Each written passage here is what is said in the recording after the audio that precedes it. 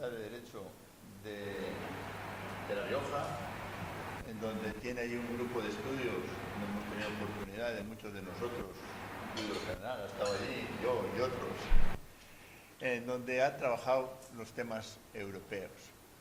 Ella, por formación, pues estudió especialmente los temas institucionales.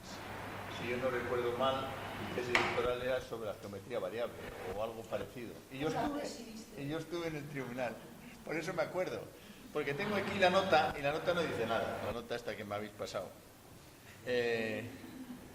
Es directora del Centro de Documentación de su universidad.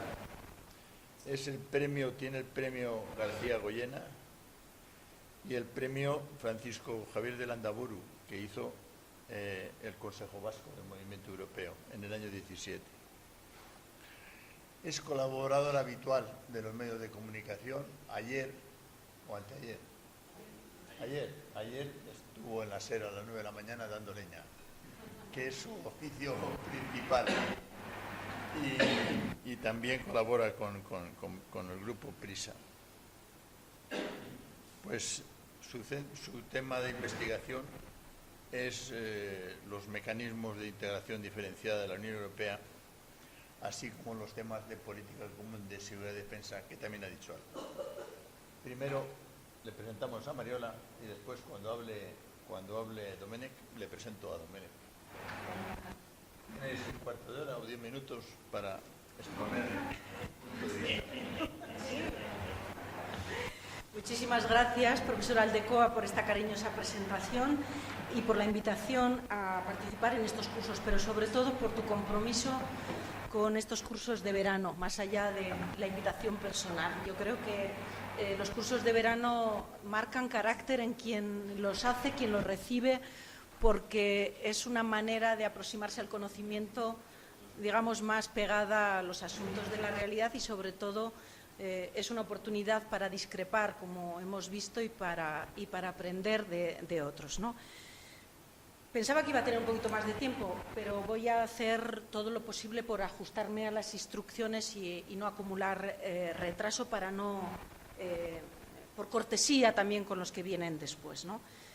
Yo quiero hablarles de un mandato, quiero hablarles de unas dificultades para cumplir ese mandato, quiero hablarles de un contexto y quiero proponerles una solución. Y la propuesta de solución que les haré también quiero que sea provocadora, porque es lo único que estimula el debate y estimula algo que a mí me parece que es imprescindible en los tiempos actuales, que es la creatividad, no solo de los juristas, que van a tener un papel muy relevante en el presente y en el futuro más inmediato de la Unión Europea, porque la Unión Europea es una construcción jurídica, lo apuntaba el profesor González Alonso en su intervención, y los instrumentos que tenemos son insuficientes, pero además necesitamos también creatividad en los actores políticos, porque la Unión Europea los grandes avances los hacen desde impulsos políticos. El mandato de la Unión Europea, del Consejo Europeo, es reformar y ampliar. Y para cumplir este mandato de reformar y ampliar, con todas las complicaciones que cada una de estas dos afirmaciones tienen y que podemos detenernos en el debate para no consumir mucho más tiempo, nos encontramos con unas enormes dificultades. ¿Cuáles son las dificultades? Lo planteo rápidamente. Primero, que los procesos de reforma jurídicamente establecidos en los tratados son opciones jurídicas y políticas hoy inservibles. Lo digo con esta afirmación también con vocación de provocar. Podría matizar y diría difíciles de usar, deficientes, limitados en sus efectos. ¿Podemos todavía exprimirlos? Sí, pero los grandes avances que necesita la Unión Europea no van a venir de esta caja de herramientas. Lo diré en términos de defensa, de este arsenal jurídico que se nos ha quedado un poco obsoleto y limitado, ¿vale? Pasa con el procedimiento ordinario de reforma. Y ya sé que el Parlamento Europeo, en sus resoluciones, tiene mandato claro de abrir un proceso de reforma ordinaria. Pero a mí, además de académica, que es mi principal vocación, me gusta también analizar la realidad desde un punto de vista de escenarios potencialmente realizables, porque lo contrario es un debate jurídico y teórico y académico apasionante, pero no nos va a ayudar a avanzar. Entonces, me encanta que el Parlamento Europeo siga insistiendo en sus resoluciones acerca de la necesidad de los procesos de reforma ordinario y espero que España siempre esté, como ha estado en cada uno de los procesos de reforma, aportando y avanzando con los que más quieran avanzar, por utilizar algunas de las palabras que aparecieron en algunos documentos ayer que nos sacó Pilar a relucir, pero seamos serios, la opción A no existe y entonces hay que ir a opciones, digamos, más creativas e incluso poco convencionales.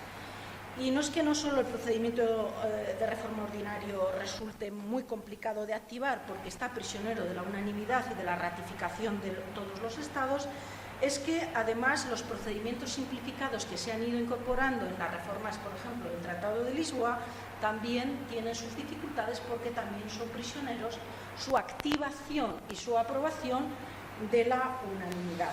Y eso pasa con el procedimiento simplificado que permite incidir en todo lo que son las políticas de la Unión Europea, y ahí podríamos decir, pues actuemos ahí para avanzar en políticas como la de seguridad y defensa, pero es que tiene alguna cuestión a añadir este procedimiento. Dice claramente que este procedimiento no se puede utilizar nunca para ampliar competencias de la Unión Europea. Y es que lo que la Unión Europea necesita hoy es ampliar competencias. Lo sugería Mercedes en su intervención cuando hablaba del capítulo de la seguridad y defensa.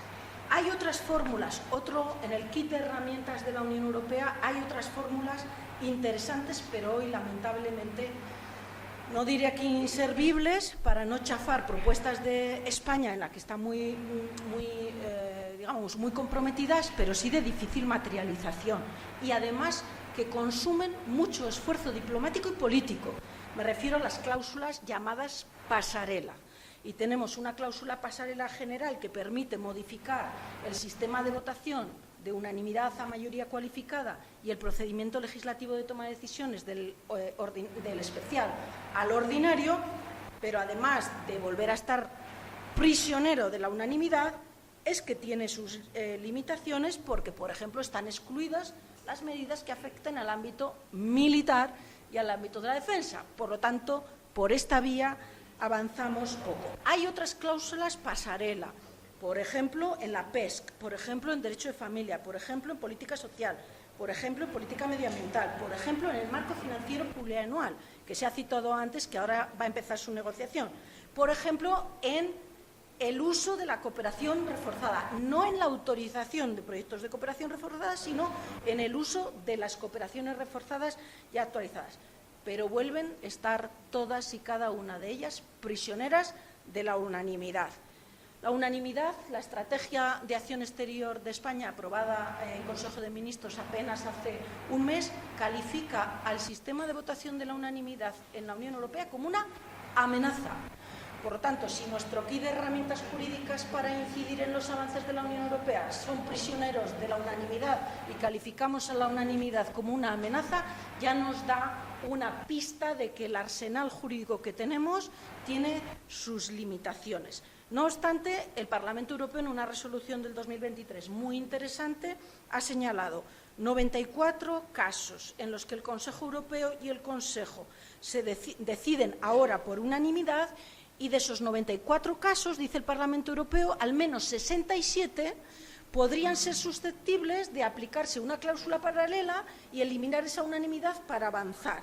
Pero nunca afectaría ni al procedimiento de reforma, ni al procedimiento de adhesión, ni a otro tema que sale recurrentemente en los debates, ni al procedimiento del artículo 7 que permite sancionar a aquellos Estados que incumplan con el deber de preservar la calidad democrática.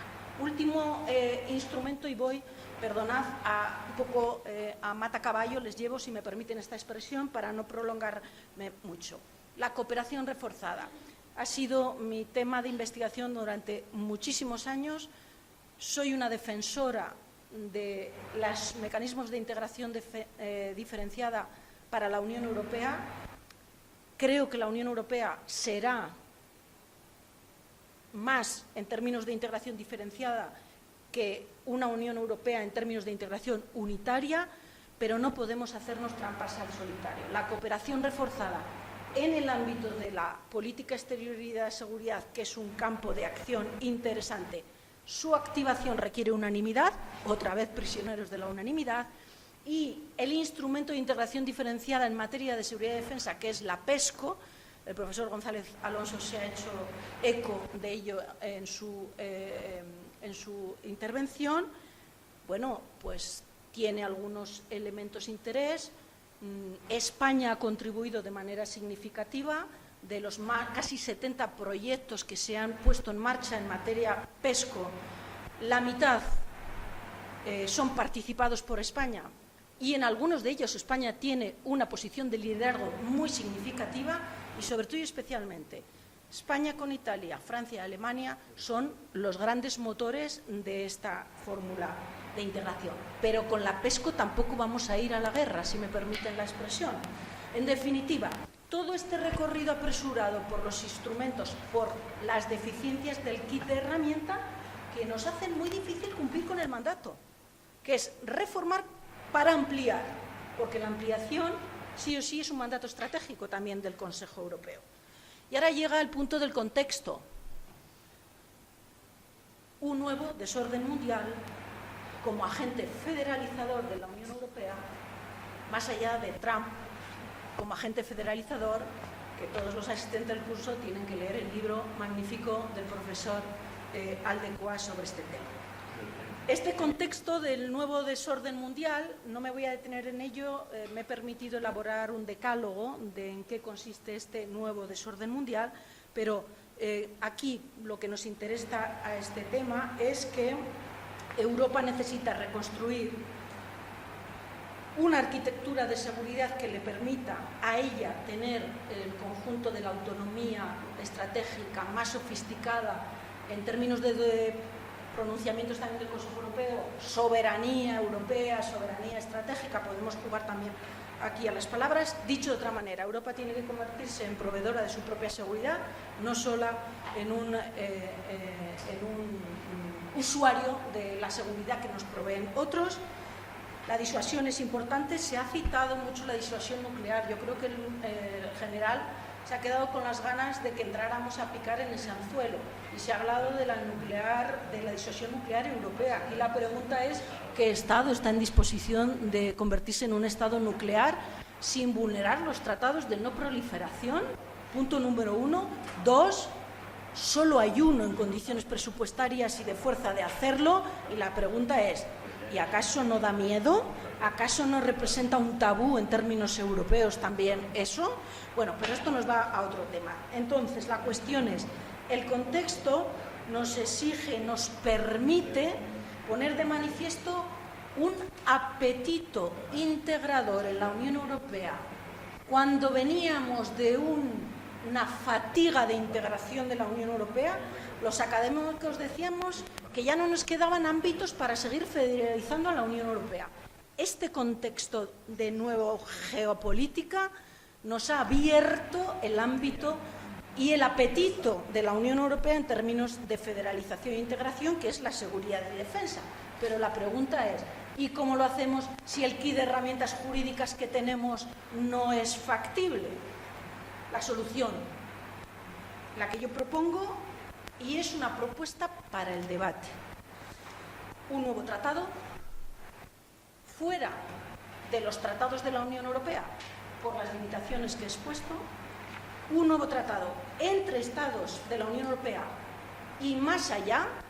Discrepo radicalmente en este sentido de la propuesta que hacía el general. Creo que la comunidad de defensa europea no se puede hacer solo y exclusivamente con los Estados europeos. En la mesa anterior no ha salido una pata clave de la autonomía estratégica, que es la inteligencia. Y hoy solo hay un país que puede en Europa sustituir parcialmente lo que nos provee de inteligencia nuestro socio, que ya no es un socio fiable, que es Estados Unidos, y es el Reino Unido. Por lo tanto, creo que esa comunidad de defensa, creada a través de un tratado al margen de los tratados de la Unión Europea, tiene que hacerse o tiene que plantearse con opciones de invitar a Estados que quieran sumarse a este proyecto. Me podrán decir, pero esto no es una fórmula contraria al espíritu federal y al espíritu integrador.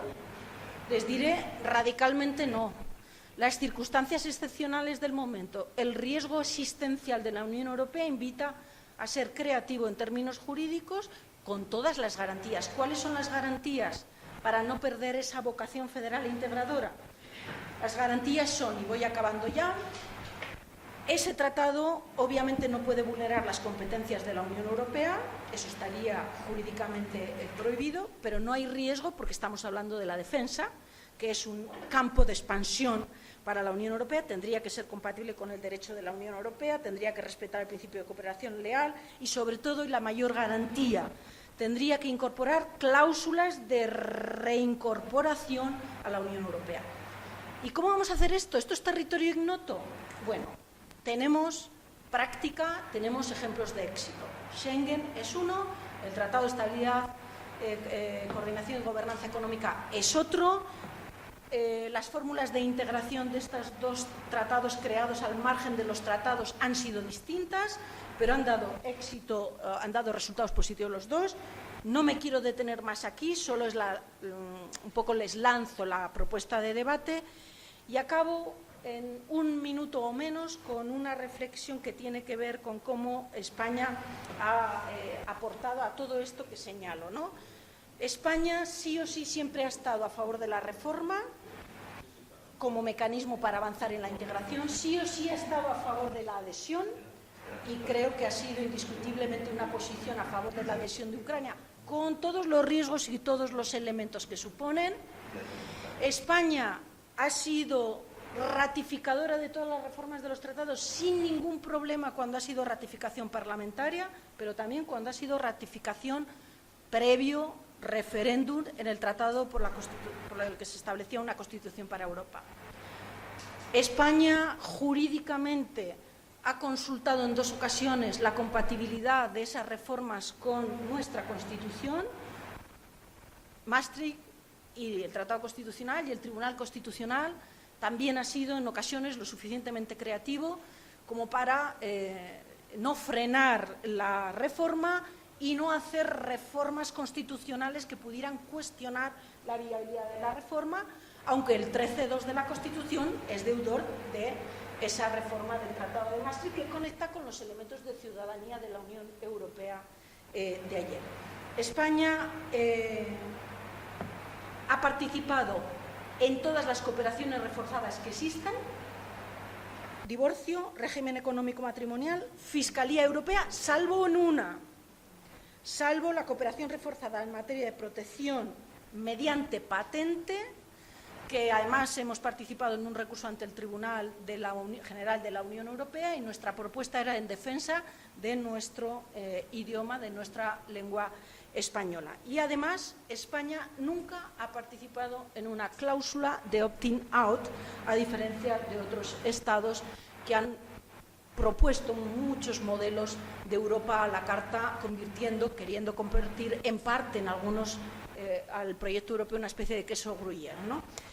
Y acabo con una frase que quizá me han escuchado algunos de ustedes repetirla en los últimos tiempos, porque cada vez estoy más convencida que hay que volver a los clásicos para encontrar las respuestas a los problemas actuales, por mucho que nos parezca que los problemas actuales son nuevos y nos plantean desafíos como nunca.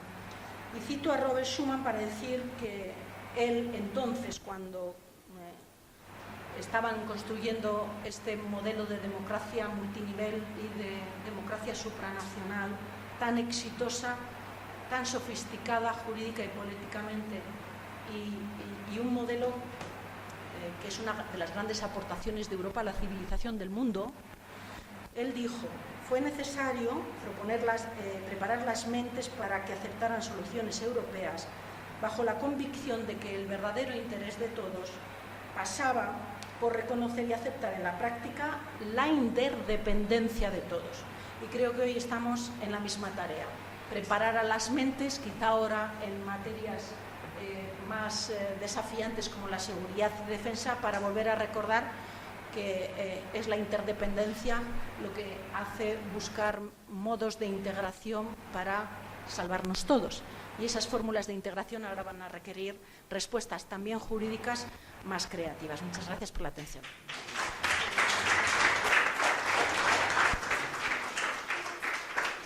Muy bien, pues muchas gracias, Mariola, por tu fantástica intervención, que ha sido inversa. Primero has dado tu opinión y luego has dicho lo que ha aportado España en los aspectos institucionales. Yo no voy a caer en debatir contigo, aunque me gustaría, quizá después, como tú has hecho antes. Pero me toca presentar a Domènec, que estoy seguro que va a debatir contigo. Domènec Ruiz de Besa es un joven, aunque ya no tan joven, un joven federalista español que tiene una trayectoria europea importante. Es el presidente de la Unión de Federalistas Europeos. Es decir, y serás el más joven, ¿no? No lo había mirado, pero sí. De los que han sido hasta ahora. Y por lo tanto, estoy primer español. Estoy seguro que va a dar una visión distinta. Domènec es licenciado en Obradoiro, ¿no? Es licenciado todavía, ¿no? Sí. Licenciado, es decir, tiene ya algunos años, licenciado en Económicas y en Derecho por la Carlos III, que no lo pone en este currículum. Pero yo le conozco bien a Domènec porque llevamos, pues yo creo que 20 años colaborando. Fue consultor en el Banco Mundial en el 2005 y 2006 y de nuevo en el 2007 y 2009. Sobre todo ha sido conocido porque ha sido diputado en el Parlamento Europeo del 19 al 24 y ha estado en la Comisión Constitucional y ha sido además portavoz socialista en dicha reunión, en dicho consejo. Y ha sido un hombre muy activo,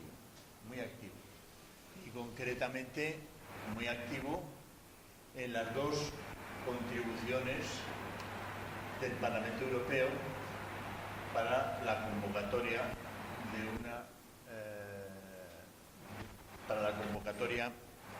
de una convención europea en el 2002 y en el 2004. Por lo tanto, hay un mandato del propio Parlamento Europeo para avanzar. Yo me río porque estoy bastante identificado con él y creo que no se puede dar por hecho que es inviable esa propuesta del Parlamento Europeo. Pero él lo defenderá mejor. Y es también miembro del Consejo Federal Español del Movimiento Europeo y del Comité Ejecutivo del Movimiento Europeo Internacional. Vicepresidente, que no lo pone, es que está puesto al revés aquí. En esta pequeña ponen... Vale. Me ponen trampas, Pachi. Sí, me ponen trampas. Dice que es vicepresidente español y no dice que es vicepresidente europeo, es al revés.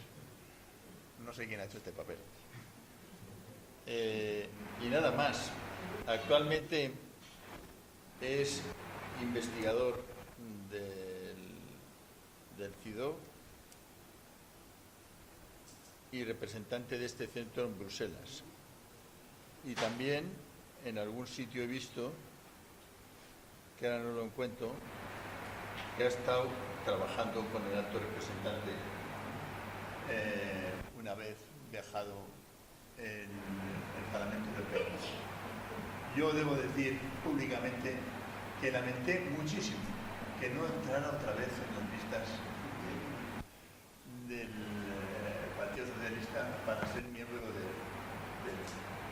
Parlamento Europeo, ya que era uno de los elementos más dinámicos a favor del proceso de construcción. Bueno, pues tienes la palabra.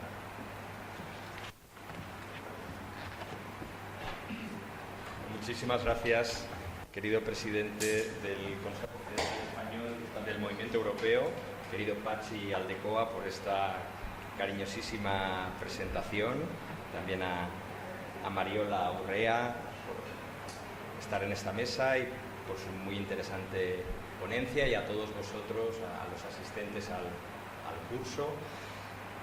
Un agradecimiento para empezar a la labor del propio Consejo Federal Español, del Movimiento Europeo, Patxi, que tú presides, junto con otros tantos colegas de la Comisión Ejecutiva, de la que formo parte, porque creo que nuestra labor es muy esencial cuando hablamos en esta mesa de las aportaciones institucionales.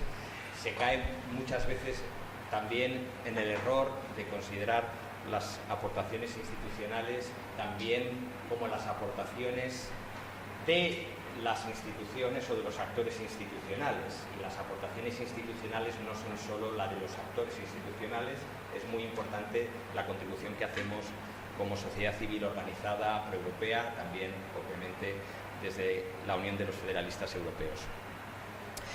Y entrando ya más en la materia, también empezaría diciendo que seguramente la principal, o no la principal, pero desde luego una aportación fundamental de España a la dimensión institucional de la Unión Europea desde la adhesión en estos 40 años ha sido precisamente el fuerte carácter europeísta de la sociedad española, que es una contribución en sí misma al proceso de construcción europea.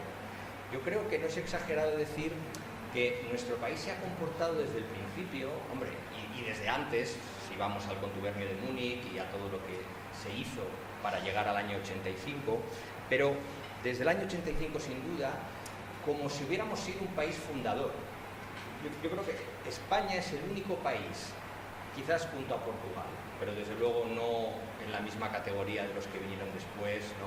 Suecia, Austria y compañía, se ha comportado el único de los que vinieron después como si hubiera estado desde el principio, es decir, con un entusiasmo y un compromiso europeísta y federalizante. Lo ha explicado muy bien eso Mariola, como siempre hemos apoyado todas las reformas de los tratados, nunca hemos pedido un opt-out, hemos estado, salvo alguna pequeña excepción, en todas las cooperaciones reforzadas, siempre hemos apoyado el refuerzo en todos los gobiernos, quizás menos, se podría a lo mejor matizar el periodo de Aznar, ¿no?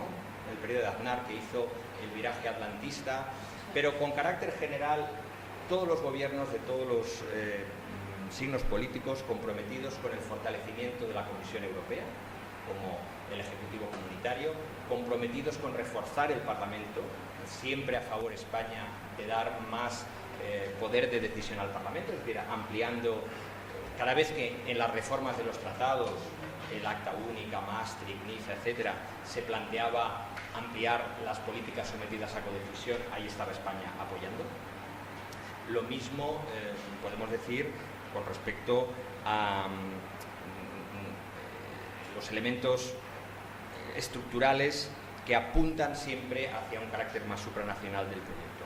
Hay una anécdota interesante a este respecto que siempre recordaba y recuerda Enrique Barón, que estuvo ayer aquí, pero que yo no pude escuchar, que Fernández Ordóñez le decía, cuando Fernández Ordóñez era el ministro de Asuntos Exteriores encargado también de Europa, y le decía que él iba siempre, también un poco a efectos de que los efectos de las propuestas, sobre todo en este caso del Parlamento, también hay que medirlas en el largo plazo, no solo el efecto inmediato. Me referiré, por supuesto, después a lo que ha señalado Mariola respecto a la propuesta del Parlamento de noviembre del 23, pero el proyecto Spinelli del 84, que tampoco fructificó inicialmente, porque ahí no sé si decir que Mitterrand nos mintió, pero bueno, podemos decir que sí, porque él fue al Pleno del Parlamento Europeo de Estrasburgo y dijo: llevaré al Consejo Europeo el proyecto Spinelli, luego no lo hizo, ¿no? Pero Fernández Ordóñez le decía a Enrique Barón: Yo cuando voy a la conferencia intergubernamental, la del Acta Única y posteriores, la de Maastricht sobre todo, mejor dicho, yo siempre llevo en el bolsillo el proyecto Spinelli. Porque todas las ideas que yo voy ahora a presentar las voy a sacar de ahí. Esto es una anécdota absolutamente real. Y de hecho, el Tratado de Maastricht incorpora elementos importantes como sabemos todos, del proyecto Spinelli. Para empezar, el nombre, Tratado de la Unión Europea, que era el nombre que llevaba ya el proyecto Spinelli. Siguiendo con nuestras aportaciones, la ciudadanía europea, lo ha mencionado Mariola sin profundizar, esto lo plantea Felipe González, creo que aconsejado por un importante catedrático de Derecho Constitucional, Carlos de Cabo, si no estoy confundido, que fue el que le dio la idea de la ciudadanía europea, de proponerla, y así lo hizo él. Propuso también, como sabéis, la política de cohesión, que salió adelante en la cumbre de Edimburgo, cuando Aznar dijo que Felipe González había sido un pedigüeño. Yo creo que Aznar se debió arrepentir de aquello, porque claro, la cohesión, como sabemos, ha sido importantísima para España. Pero la otra gran propuesta era la ciudadanía europea, que ha sido fundamental, porque hasta ese momento la concepción que teníamos de las comunidades era un mercado común, con políticas comunes, pero no un reconocimiento de que la Unión Europea otorgaba a los nacionales de los Estados miembros un paquete de derechos adicional al que otorga la Constitución de cada país. Por tanto, esta fue una aportación española fundamental. Por supuesto, España en Maastricht apoya decididamente el euro, eso lo sabemos, y posteriormente hemos tenido un protagonismo importante también con el Tratado de Lisboa. ¿Por qué? Porque volvemos otra vez a los fracasos que luego no lo son tanto, ¿no? Tratado de la Constitución Europea no sale adelante, como sabéis, por los referendos de Francia y de Holanda, pero luego se convierte en el Tratado de Lisboa, con 2 o 3 ajustes, pero es el Tratado de Lisboa. Es verdad que perdimos 2 elementos simbólicos importantes, como sabéis, que fue el de la bandera y el del himno, pero bueno, lo son de todos modos los elementos simbólicos de la Unión, aunque no los recoja el tratado como tal. Y ahí hubo una participación española importante. En la convención estuvieron Borrell, estuvo Carnero y estuvo Méndez de Vigo. Hicieron contribuciones muy importantes a esa Constitución Europea. Y Diego López Garrido y el que se murió, que estaba con Borrell, Gabriel Cisneros. Exactamente. Bien, ya acercándonos más al momento presente, hemos apoyado, por supuesto, el Pilar Europeo de Derechos Sociales, hemos apoyado, contribuido a la creación de agencias tan importantes como Europol y Eurojust. Aznar ahí sí que hizo una contribución importante, que fue la euroorden, que recordáis todos. Eso fue un mérito importante de ese gobierno, que Berlusconi estaba en contra, obviamente, porque pensaba que iba a afectar a él, pero ahí lo que pasó es que estaba de ministro de Exteriores, era Ruggiero, y entonces él pactó la euroorden, y entonces Berlusconi se enteró y cesó a Ruggiero, pero ya se había pactado. Y entonces Berlusconi, claro, le supo mal, porque él estaba preocupado que la podían utilizar. Bueno, y ya con la pandemia, la unión sanitaria la propusimos nosotros. ¿Por qué digo esto? Porque también otra cosa que hay que tener en cuenta es que la cuestión de las aportaciones institucionales no es solamente los actores institucionales los que han reforzado esa dimensión institucional, sino que también hay que tener en cuenta el papel de las delegaciones parlamentarias o de las delegaciones nacionales, de los europarlamentarios o los grupos políticos. La unión sanitaria no la propuso la Comisión y no la propuso el Gobierno de España, esto que quede claro. La propusimos los eurodiputados del PSOE en abril del 2020. La propuesta de la Comisión es solo de otoño del 20. La unión sanitaria, la activación del artículo del tratado que se refiere a, creo que es el 167, a la cooperación en esta materia para ir contra la pandemia. Yo estuve en eso. Pero también, como ha señalado Aldecoa, en la propuesta de reforma de los tratados que hicimos y en la yo fui ponente concretamente de la propuesta de reforma de la ley electoral europea, que ahí sí que estamos en falta, no lo ha dicho Mariola, se le ha olvidado, porque como sabéis no hemos ratificado, España, que ahí sí que como país europeísta no le pega nada, no hemos ratificado, el único país de los 27 que no ha ratificado la reforma de la ley electoral europea. No la mía, la anterior, a explicaré la mía. La mía es mejor, ¿no? Pero la anterior había que ratificarla igual, porque establece un umbral obligatorio de entre el 2 y el 5%, pero el Gobierno, en el pacto de investidura, le dio al PNV un derecho de veto sobre la reforma de la LOREC, de manera que si el PNV no está de acuerdo, no se puede reformar la LOREC, y el PNV tiene miedo de no llegar al 2% en el umbral. Pero yo entiendo la preocupación del PNV, por cierto, pero hay que llegar a una fórmula, porque no podemos ser el único de los 27 que bloquea la reforma de la ley electoral europea. Decía que la mía era mejor porque la mía ya incorpora las listas transnacionales, que es muy importante precisamente para que realmente tengamos, como sabéis, una campaña electoral europea, porque ahora lo que tenemos son 27 campañas electorales, 27 debates electorales, muy nacionales, no hay verdaderamente, cada vez más, no diría tanto, ha ido hacia arriba la dimensión paneuropea del debate al momento de las elecciones europeas, pero es todavía muy insuficiente, y tampoco se visualiza el sistema de candidatos a presidente de la Comisión de los partidos políticos europeos, porque claro, solo se presentan en su Estado miembro, no pueden presentarse en el conjunto de la Unión. Yo, modestamente logré que fuera la primera vez en 20 años que el Pleno del Parlamento, con el apoyo de 5 grupos políticos, respaldara la propuesta con las listas transnacionales, porque la propuesta de las listas transnacionales ganaba siempre en la Comisión de Asuntos Constitucionales y luego se perdía en el Pleno, hasta la votación del 22 que lo logramos.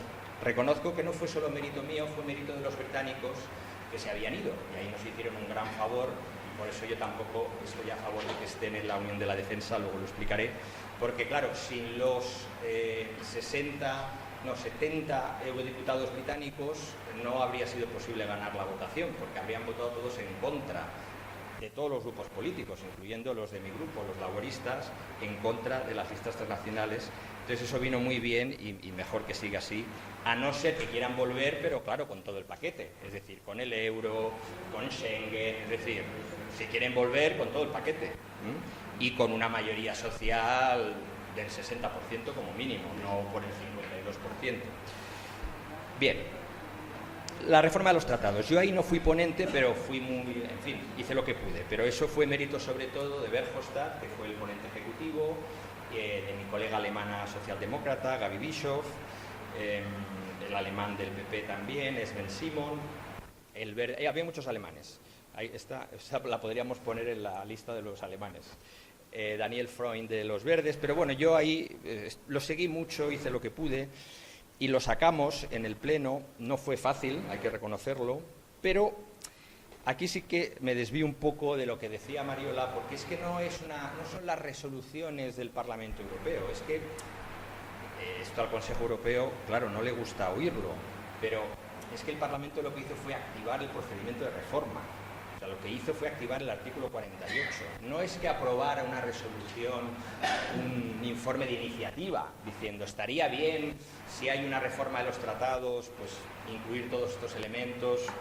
No voy ahora a analizar el informe Verhofstadt en detalle, pero más mayoría cualificada en el Consejo, más capacidad legislativa del Parlamento, iniciativa legislativa del Parlamento, más competencias en cambio climático, defensa de otros, sanidad también, educación también. Bueno, entonces, la cuestión, uno puede decir esto es políticamente irrealizable, que es un poco lo que se está diciendo al respecto, de la propuesta del Parlamento de noviembre del 23, pero yo creo que es un planteamiento respetable, pero insuficiente, porque lo que también tenemos que defender como europeístas es el respeto de las previsiones del tratado y de los procedimientos. Hay una tendencia por parte del Consejo en la última época de inmovilización política del derecho, que no es aceptable. lo estamos... Bueno, ahora veremos qué pasa con la moción de censura de esta mañana, que no saldrá, pero es un aviso de que hay un malestar, yo creo, no solo por parte de la ultraderecha, sino por el conjunto de los grupos, por una Comisión Europea que prácticamente ha abandonado el papel de guardiana de los tratados. Es decir, ha caído en picado el número de recursos que presenta la Comisión Europea ante el Tribunal de Justicia por infracción del derecho comunitario. Esto, yo estaba a favor de la Comisión Política y yo he defendido también que haya una coalición parlamentaria oficial, que apoya a la Comisión, que negociemos un acuerdo de investidura. Esta vez hemos avanzado, por cierto, en el año 24 en esa dirección, pero una comisión política no quiere decir que dejemos de defender el derecho comunitario. Eso es absolutamente inaceptable. Y con el 48 pasa un poco lo mismo, es decir, el 48 dice claramente que el Consejo Europeo tiene que dar una respuesta a la propuesta del Parlamento, le guste la propuesta o no le guste.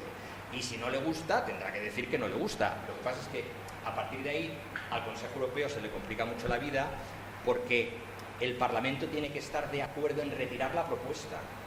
Entonces, al Consejo Europeo no le vale con decir no estoy de acuerdo y ahí se acaba el procedimiento.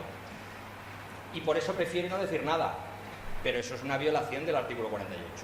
Entonces, es un pequeño detalle que no podemos soslayar y que, en mi opinión, el Parlamento Europeo, si el Consejo Europeo sigue en esta contumacia, pues tiene que ir al Tribunal de Justicia por, ¿cómo se llama?, por omisión, ¿no?, por un recurso de omisión, porque, claro, no hay un plazo en el 48, pero el que no haya un plazo no quiere decir que uno esté liberado de no decir nada. Es tan grave la cosa que ni siquiera han hecho acuse de recibo, o sea, una falta de respeto, por otro lado, interinstitucional que yo no he visto, porque también el Consejo cada vez está como más relajado, ¿no?, y cree que puede hacer lo que quiera. Es decir, ni acuse de recibo. Por cierto, aquí hubo una contribución española también importante del gobierno actual, que fue que bajo presidencia española se transmitió el proyecto al Consejo Europeo, porque el tratado prevé en el 48 que sea el Consejo el que transmite el proyecto del Parlamento al Consejo Europeo, o sea que está transmitido, pero el Consejo Europeo en sus declaraciones tras las reuniones no dice tomamos nota del proyecto del Parlamento, no, eso no, mejor ni nombrarlo, porque si no lo nombramos igual alguien cree que ya no existe, ¿no?, que sería... Entonces yo igual peco un poco de juridicista, pero yo creo que hay que... Y luego, en cuanto a las posibilidades políticas, pues hay que irlo viéndolo según la coyuntura, ¿no? Yo creo que realmente a mí me cuesta mucho pensar que si Francia, Alemania y España se deciden a liderar una coalición en el Consejo Europeo para abrir la cuestión de la reforma de los tratados, quedan minorizados por todos los demás. Yo me niego a pensarlo. Ahora, es verdad que hasta ahora, por las razones que sea, no han querido movilizar esa coalición. Realmente solo hace falta... La parte interesante del 48 es que nos quejamos mucho de la unanimidad. Me alegra que el Gobierno lo reconozca como una amenaza en la estrategia de acción exterior, que no me la había leído aún. Pero es que el 48 no necesita la unanimidad, necesita la mayoría simple de 16. O sea, España, Francia y Alemania no pueden reunir a 16 para tomar en consideración la propuesta del Parlamento. Bueno, y luego, a partir de ahí hay que ir en orden descendente, porque la propuesta del tratado intergubernamental que hacía Mariola, que yo no comparto, ab initio, o sea, en primera instancia, y desde luego no con los británicos, esos que vengan después cuando se adhieran o que pidan una asociación, pero no pueden ser los fundadores, ¿no? Pero eso es la tercera derivada. La primera derivada tiene que ser lo que tenemos en los tratados.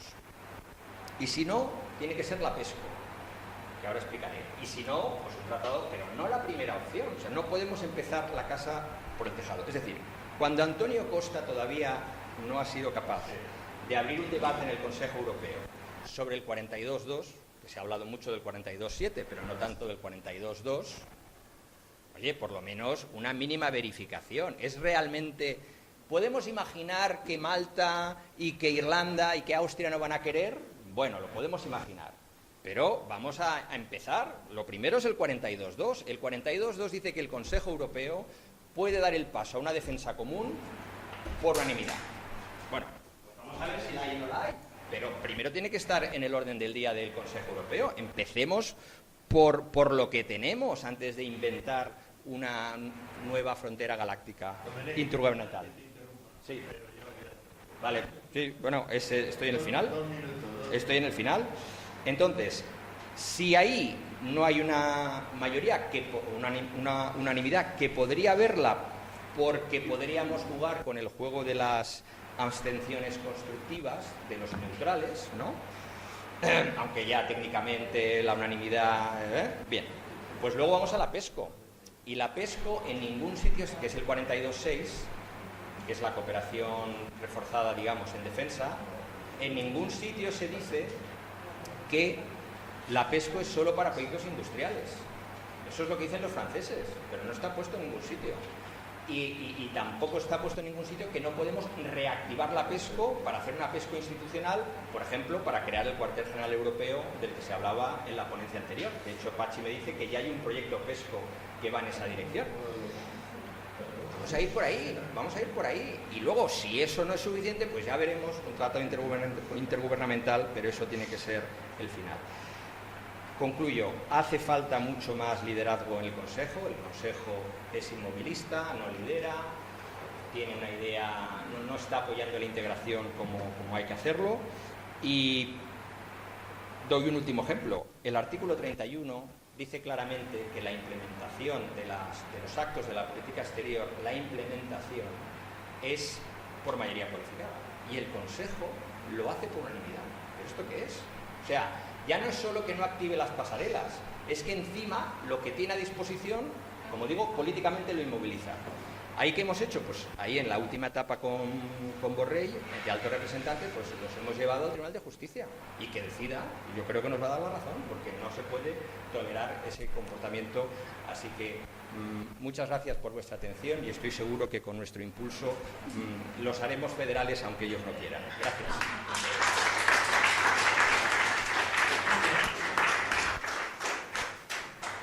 Bueno, verán ustedes que está ya el lío armado y que hay dos posiciones distintas. Ahora tienen ustedes la palabra. Pero no todos a la vez. A ver, Xavier. ¿Dónde está él y Jordi después? ¿Dónde está él? ¿Dónde está el micrófono? A lo mejor hay una tercera. Claro. Porque me encantáis los maximalistas, pero digamos luego no tenéis resultados. Esta es la verdad. Entonces, ¿por qué no nos conjuramos por una estrategia minimalista y por grados para llegar al maximalismo del resultado? Es decir, por etapas. Por ejemplo, solo si se hicieran dos retoques en el tratado, digamos, la fórmula PIB de ampliar la unanimidad, es decir, la mayoría cualificada, es decir, el veto que no fuera de un solo Estado miembro, sino que fuera de dos o tres que representasen pues, una población, no sé qué, etcétera, etcétera. Y el aplicar luego otra cosa que es absolutamente imprescindible, y de esto no hemos hablado, digamos, pero tenemos el caso de Hungría y algunos otros en potencia, digamos, aplicar los mismos criterios de Copenhague para los de dentro, porque resulta que estamos en un club que exige mucho para entrar, pero una vez estás dentro ya puedes pecar lo que sea. Lo cual vale para la Iglesia Católica, pero no para la Unión Europea. Por tanto, solo con eso, solo con eso no tendríamos bastante, entre otras cosas, porque, digamos, la capacidad y lo que ha pasado, lo mencionaba ahora Domènech, de exprimir, bueno, no sé quién de vosotros, exprimir hasta el fondo, hasta los límites, lo decía Mariola, hasta los límites del marco jurídico, se ha hecho y con éxito. Y la propia Hungría, digamos, toda la política de sanciones, y esto lo ha escrito Luis Norberto varias veces, política de sanciones a Rusia, constructiva perspectiva de Hungría, aunque sea forzándola, chantajeándola y llevándosela al café en el momento de la votación. Vale. Oye, legítimo. Pregunta. ¿No estamos incluso asistiendo ante la parálisis del Consejo en algunas cosas y crecientemente de la Comisión, lo cual me parece una buena aportación la que hacía Domenech? Estamos asistiendo a otras cosas. Por ejemplo, es muy interesante lo que ocurre en el Eurogrupo. En el Eurogrupo, que es la peor de las instituciones que tenemos, peor incluso que el ECOFIN, dejemos con un presidente incompetente, bueno, sobre todo paralítico, mentalmente quiero decir. Han salido algunas iniciativas, por ejemplo, de varios países, unas encabezadas por Francia y España y Francia, mejor dicho, por ejemplo, en el terreno de financiación de las pymes, el Finance Europe, que es el sucedáneo o un pequeño escalón, digamos, hacia la Unión del Mercado de Capitales que tenemos pendiente desde 2014, como la Unión Bancaria, que ahora resulta que el señor Merz, por primera vez lo dice así, un canciller de esto, que no quiere el Fondo de Garantía de Depósitos común de ninguna de las maneras. 2014 y nadie dice nada, la Comisión no dice nada, el Eurogrupo no dice nada, etcétera, etcétera. Es un escándalo. Y en el G7 resulta que, digamos, todos aplauden el que se retire Estados Unidos del acuerdo de la OCDE sobre la imposición mínima del 15% para las grandes multinacionales, aplaudiendo, como si no hubiera, digamos, un espíritu de vinculación, porque no solo un espíritu, hay una directiva que se aplica a todos los países europeos y hemos de fomentar la competencia de Estados Unidos para que tenga mejor, digamos, más suave fiscalidad las empresas multinacionales norteamericanas que las europeas. Javier, perdona que te interrumpa. Ya está. No vas a poder hablar todo lo que quieras. Y aquí hay varios con las manos levantadas. ¿Dónde estás? Brevemente. Sí, bueno, con el brevemente. Y se hacen unas preguntas de calado y venga, rapidito. Bueno, pues rapidito. Lo excepcional es enemigo de lo bueno. Y yo claro que quiero una reforma ordinaria de los tratados y claro que quiero que el Consejo Europeo sea deferente con el Parlamento Europeo. Por cierto, el artículo 48 del Tratado de la Unión Europea no dice que el Consejo Europeo deba contestarle. El Parlamento Europeo... No, es que si hablamos de technicality jurídica vamos a ser precisos. El Parlamento... que lo decida el tribunal, estoy de acuerdo, llevadlo al tribunal y entre tanto a ver si atendemos a las amenazas de otra manera, porque aquí de lo que estamos hablando es de una situación excepcional y un riesgo existencial para la Unión Europea. Entonces, yo los debates del procedimiento de reforma ordinaria soy más federalista que vosotros dos juntos, por si acaso queda alguna duda, pero es que el contexto en el que nos encontramos es para poner un poquito de dosis de realismo. Y la cuestión no es si se contempla un número determinado de estados capaces de arrancar el procedimiento, pero si ese no es el problema. El procedimiento hay que acabarlo y hay que conseguir un acuerdo común en la conferencia intergubernamental y hay que conseguir la unanimidad en la ratificación de los 27 estados, algunos de ellos por vía de referéndum, no solo parlamentaria. Estáis hablando de Hungría como un estado obstaculizador, pues obviamente no quiero ni plantearme cuál sería su posición, no solo la de Hungría, por cierto, en un proceso de reforma ordinaria. Entonces, vamos a hablar un poco con realismo. Igual puedo sonar un poquito pragmática, pero es que creo que no estamos para muchas sutilezas, honestamente. Entonces, la reforma ordinaria de los tratados, la primera. Federalista, la primera. Que esa reforma ordinaria de los tratados llegará como proyecto español y que el Parlamento Europeo está haciendo de una manera indiscutible. Ahora bien, aquí de lo que estamos hablando es, ¿estamos de acuerdo que queremos la comunidad de defensa, sí o no? Yo sí.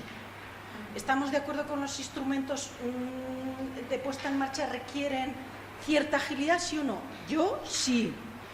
¿Hemos explorado estas vías otras veces con resultados de integración?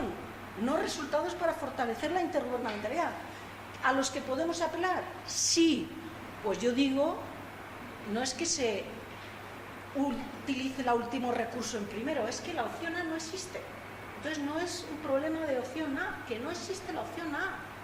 Entonces, utilicemos otros. Hombre, la abstención constructiva, pues hay que leer el artículo 31, porque la abstención constructiva está prohibida en el asunto militar y en la defensa. Entonces, hombre, no recurramos a fórmulas, no nos hagamos trampa.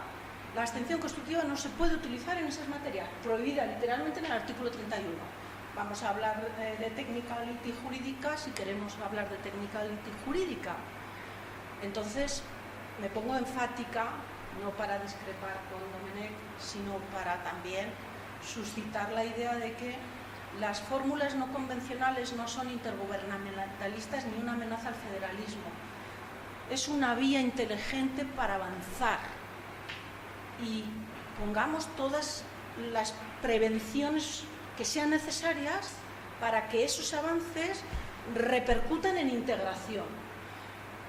Yo no soy una fan del Reino Unido, pero yo no los quiero tener dentro con todo el paquete de derechos para que me sigan boicoteando tu lista transnacional. Yo quiero tenerlos donde a la Unión Europea le resulte útil. Y a la Unión Europea le resulta útil en la Comunidad de Defensa, no dando el puñetero coñazo en cada una de las decisiones del Consejo sobre temas que nos importan a los europeos y que ellos ya han dado muestras durante muchos años que cuando están dentro están para poner freno. Entonces, yo quiero a los Reino Unido donde a mí como europeísta me interese, no donde a ellos le interese para frenar el proyecto europeo. Y lo dejo aquí, perdón por el énfasis. A ver, aquí hay que distinguir algunas cosas. Una cuestión es el 48, que es la reforma ordinaria, que es un proceso de medio y largo plazo que yo creo que hay que iniciar y que nos conducirá en su momento yo creo que a un nuevo escenario. Y por supuesto que hay muchos obstáculos para empezar. Pero es que hemos visto también que la alternativa hasta ahora no está funcionando. ¿Cuál es la alternativa? Yo he estado en algunos encuentros con miembros del Consejo y cuando salía el tema del 48 decían, hombre, no vamos a hablar todavía de eso cuando tenemos las pasarelas.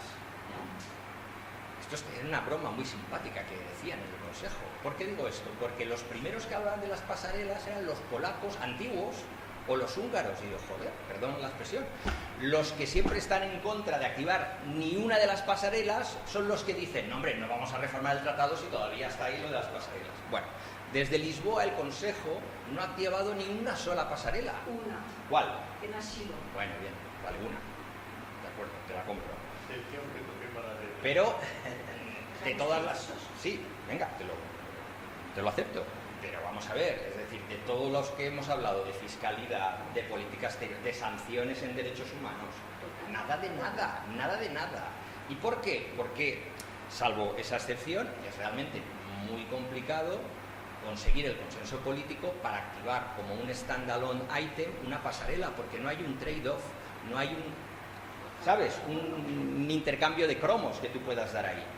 En cambio, en el marco de una reforma, tú puedes iniciar un toma y daca y compensar a los que se consideran perdedores, por ejemplo, por renunciar a la unanimidad.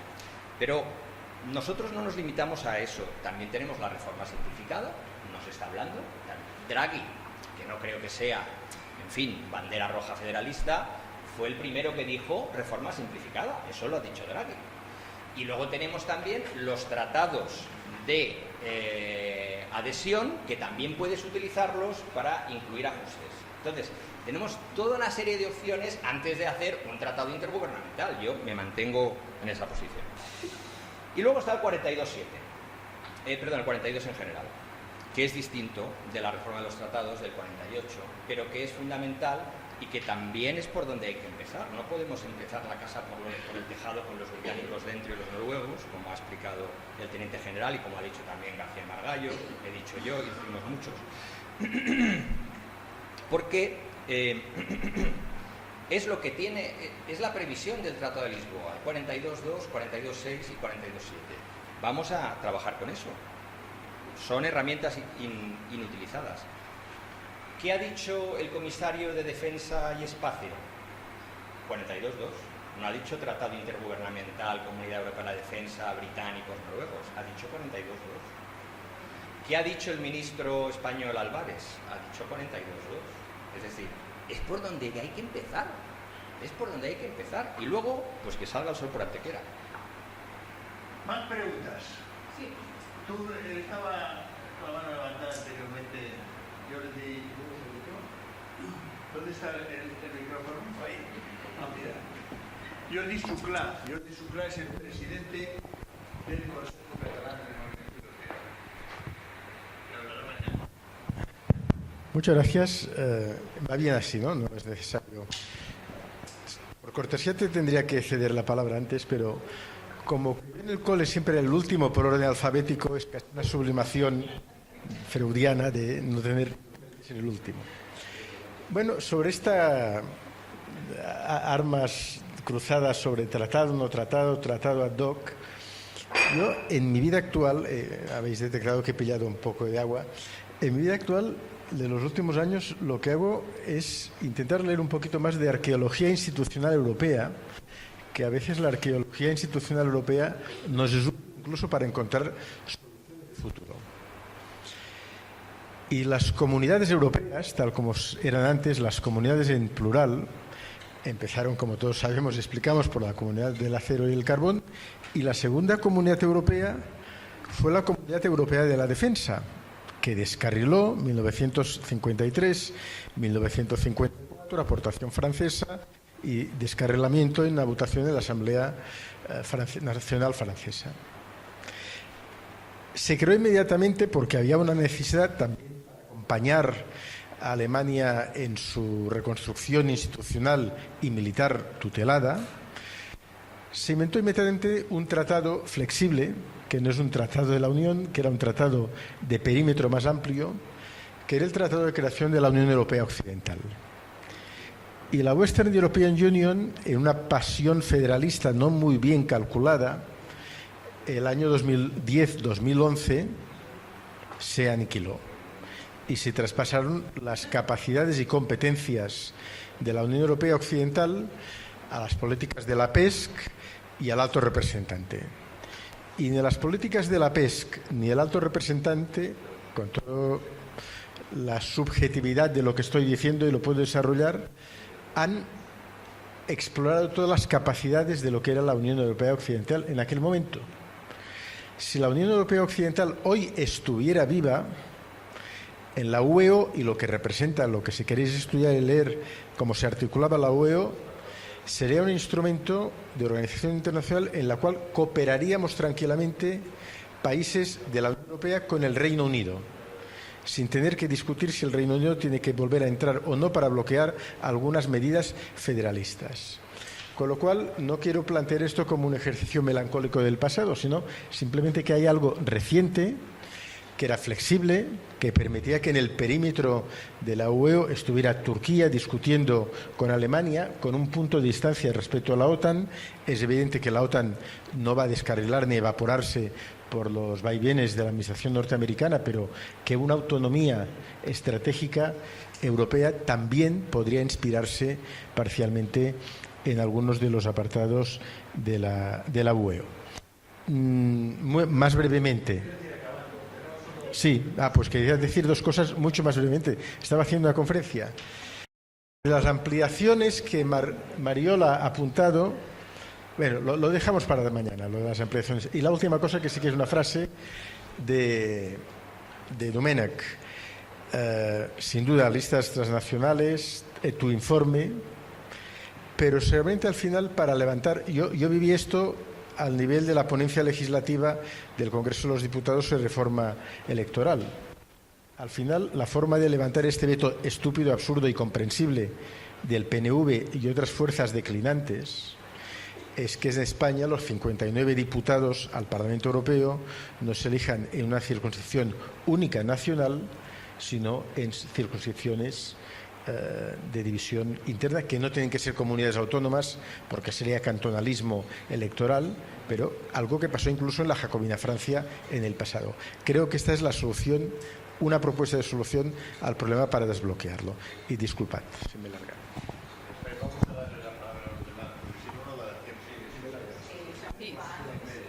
Muy rápido.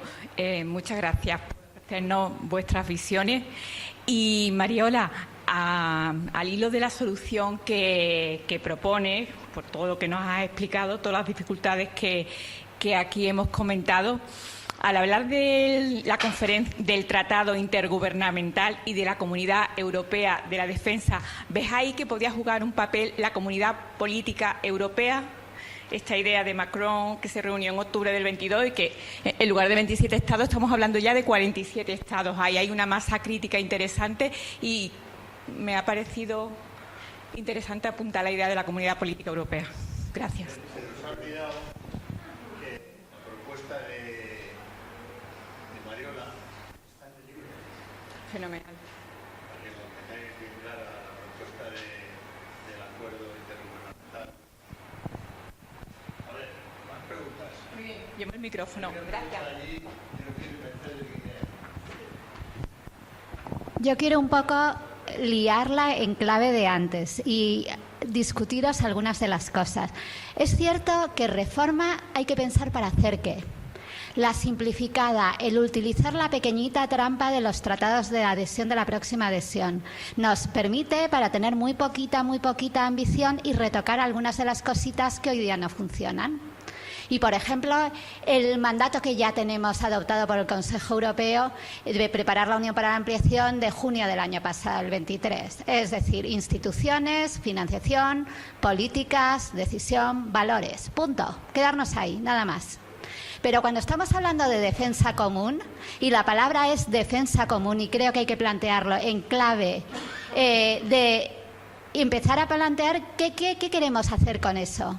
¿Vamos a pensar en que los europeos, como una comunidad política única, vamos a ser responsables de la protección de todos y cada uno de nosotros? ¿O será otra organización internacional como la OTAN Plus, donde lo intergubernamental y, por tanto, aprobar por consenso va a ser la clave? Es que hay dos modelos distintos. En la primera nos sirve la coalición de los dispuestos, del Schengen Plus, con Reino Unido, Noruega y demás, porque todo el mundo va a mantener la última palabra. Pero en la segunda, y que para mí es fundamental para abordar las amenazas de hoy día, pensemos en dos de los ámbitos donde nos estamos peleando con los rusos y los chinos todos los días, que son aterritoriales: espacio exterior y ciberespacio. Aquí necesitamos capacidades europeas y necesitamos una autoridad última europea con capacidad de toma de decisiones y de decidir contraatacar, protegernos o atacar de un golpe, y tiene que ser federal. Y eso va unido a lo que hablaba antes, el poder de coerción. Tenemos que hacer un cambio mental en discutir el modelo político, y eso va a ser un paso adelante a la federación. Gracias. Perdón por el... No, así es. Salvo que sea 30 segundos. 30 segundos. Fuerte. 30 segundos fuerte. Yo quería solo hacer un comentario, una reflexión sobre la arquitectura de seguridad europea que se está discutiendo y se está hablando. ¿Estamos hablando de la OTAN o se está hablando de la OTAN como si fuese un ente extraño, como si fuese un ente tercero? La OTAN es tan nuestra como es la Unión Europea. No tenemos por qué renunciar a la OTAN. Es un instrumento, y España en su propia estrategia nacional de seguridad contempla la combinación de la OTAN y de la política europea de seguridad y defensa para conseguir más la defensa unilateral, digamos, para conseguir una seguridad global. Es lo que tiene contemplado España en la Estrategia Nacional de Seguridad, y así lo tienen la mayor parte de los 23 países que pertenecemos a las dos organizaciones. No podemos renunciar a la OTAN porque esté Estados Unidos. Lo que hay que hacer es poder utilizar la OTAN comprometiéndonos más y utilizándola para lo que vale. No es factible pensar en sustituir lo que tenemos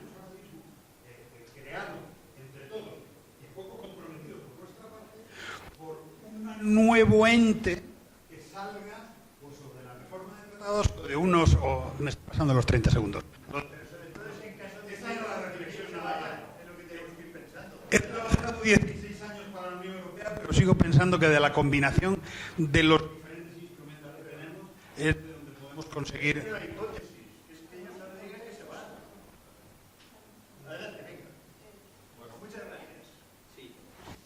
Bueno, hay una... Es todo muy interesante. Tampoco creo que todo sea tan contradictorio como parece. Yo insisto, para mí es una cuestión de cómo vamos declinando cada instrumento. Y en mi opinión, el intergubernamental tiene que estar encima de la mesa, pero no el primero. Es, en síntesis, lo que yo he tratado de decir, ¿no? Esos son 3 niveles para mí de actuación o de priorización. Con relación a la abstención constructiva, que antes no lo he dicho, bueno, tú tienes el 42.2, los artículos son todos del mismo nivel. Si uno dice que no se puede la abstención constructiva, pero el 42 no la excluye, habría que ver el... Claro, el 42 no dice esta unanimidad no incluye que los neutrales no pongan objeciones o se tomen un café. Claro, lo hemos visto con Orbán, que se salió de la sala. O sea que, claro. O sea, yo lo que digo es, bueno, a ver, si no estoy haciendo tecnicismo jurídico, estoy diciendo que si hay una voluntad política y el único problema son los 4 neutrales, en el 42 se encuentra una solución. Es que tienen que estar a favor y participar, y si no, no se puede activar el 42.2. Esa es mi opinión. Y si no, ahora explicadme, los profesores de Derecho Comunitario, cómo hemos hecho el Next Generation. Cuando decíamos, jurábamos y perforábamos, tengo una respuesta escrita de Juncker del año 18 que decía que no se puede emitir deuda porque vulneraba el principio de equilibrio presupuestario. Entonces, por favor, no nos pongamos estupendos con eso. Pero más importante, la cuestión de, bueno, cómo organizamos esta dimensión institucional de la defensa europea, que es de lo que se trata, lo que estaba diciendo Pachi precisamente, ¿no? Que no podemos fiarlo todo a la OTAN. Y ahí plantea una cosa muy importante Mercedes, que es un poco lo de qué es antes el huevo o la gallina, ¿no? Es, no podemos, si yo te he entendido bien, no podemos hacer la defensa europea, por ejemplo la del 42, porque no tenemos en realidad una autoridad política europea que la respalde. Pero claro, eso dogmáticamente es correcto, académicamente es correcto, es de, digamos, casi de Biblia federalista. Está mal que lo diga yo, ¿no? Pero lo que hemos visto es que la integración no ha avanzado con ese tipo de planteamientos, porque con ese planteamiento no habríamos hecho la CECA, que es lo que abrió la espita de la integración. La división en aquel momento entre Monnet y Spinelli, que era una discrepancia metodológica, no por el objetivo, era que Spinelli quería hacer una asamblea constituyente europea para aprobar una constitución europea en el año 50. Eso es lo que quería hacer Spinelli y no salió. Y tuvo razón Schuman y Monnet con la CECA. Entonces, yo no plantearía, primero la autoridad política europea y luego ya haremos la defensa común. Tenemos herramientas en el Tratado de Lisboa, planteémoslo. Yo lo que sí también, y acabo con esa reflexión, lo he vivido como parlamentario europeo y lo he vivido como lector de la integración. La integración avanza abriendo melones. Hay que abrir los melones, hay que abrir el melón del 42.2 y ver quién está disponible. Y si no, vamos a la PESCO. Y luego ya, pues, se verá qué se puede hacer si hace falta por fuera del tratado. Muchas gracias. A ver, Mariola. A mí me gustaría que quedara, después de este debate vivo, me gustaría que quedara en todos la sensación de que hay mucha más idea común de lo que queremos. Todos queremos avanzar en la integración, todos queremos avanzar en la defensa, digo todos los que hemos participado en la mesa, en la defensa, y la discrepancia viva está en qué herramienta utilizamos, jurídica. Y el Parlamento tiene una posición muy clara, que es una resolución para activar el artículo 48. Y a mí me parece que encaja muy bien con la naturaleza del Parlamento y que eso no hay que renunciar a eso. Ahora bien, no podemos seguir quedando colgados de la brocha de esa estrategia. ¿Por qué? Porque las condiciones son de tal gravedad, de tal excepcional, de tal urgencia, que tenemos que tener también la cintura política, y ahora tiene Guasa que reclame yo cintura política, digamos, cuando en principio yo debería estar programada como catedrática acreditada de Derecho para no salirme de las reglas jurídicas. pero he empezado mi intervención hablando de creatividad, de los juristas y de los políticos. Entonces, no es que yo esté activando un mecanismo excepcional a la primera, es que ya hemos agotado la primera y la segunda y la tercera. Y el artículo 42.2, yo os invito a leerlo, porque es que si no, no nos podemos poner de acuerdo. El artículo 42.2 dice que el Consejo Europeo encomendará al Consejo la configuración de una defensa que tendrá que pronunciarse por unanimidad y tendrá que someter eso a las normas constitucionales de los Estados. Y yo digo que eso es volver a quedar atrapados en el veto de los húngaros y de quienes no quieren esto. Y yo creo que no estamos para quedarnos atrapados en nada. Ahora bien, citar el Next Generation, hombre, Domenech, hubo una base jurídica, que me lo digas tú que eres del Parlamento. En Next Generation se activó una base jurídica de recursos propios del marco financiero plurianual. Requería unanimidad. Hungría estuvo chantajeando la unanimidad en el Consejo Europeo hasta condicionar el reglamento de condicionalidad financiera que aprobó el Parlamento y que el Parlamento tuvo que defender porque había una propuesta a la baja de esa condicionalidad por parte de Hungría en relación con esta aprobación del Next Generation, y lo que se logró en el Consejo Europeo es permitirles que cuestionaran este reglamento en el Tribunal de la Unión Europea y que cuando se pronunciara al Tribunal de la Unión Europea entonces levantaran el veto. Entonces, nuevo ejemplo de unanimidad y chantaje al Parlamento Europeo. ¿De verdad que queremos seguir utilizando el artículo 42.2, por mucho que lo diga el ministro Álvarez? Que yo pues no soy del equipo del ministro Álvarez. Bueno, pero el Next Generation lo decía a raíz de que decíamos que era imposible emitir deuda porque no lo permitía el tratado y luego sí era posible.